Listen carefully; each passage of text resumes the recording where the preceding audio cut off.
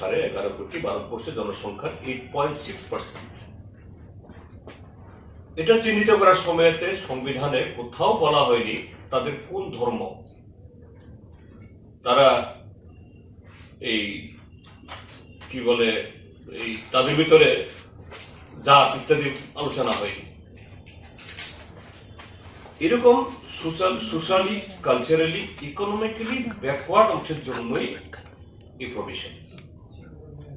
এখন যদি তাদের মধ্য থেকে কেউ যদি খ্রিস্টান হয়,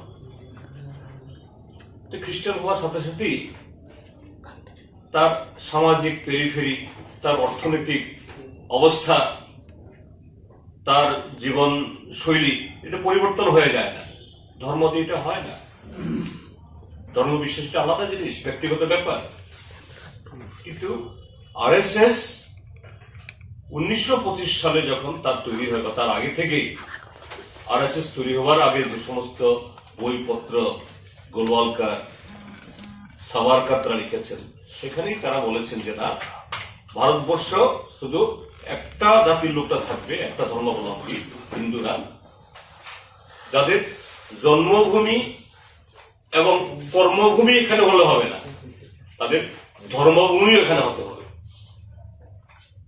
খ্রিস্টানদের মানে বিশ্বাস ভগবান যীশু খ্রিস্ট, তার জন্ম জেরুজালেমে, স্বাভাবিক তার ধর্মভূমি সেখানে। ঠিক তেমনি মুসলিমদের ক্ষেত্রেও একই কথা।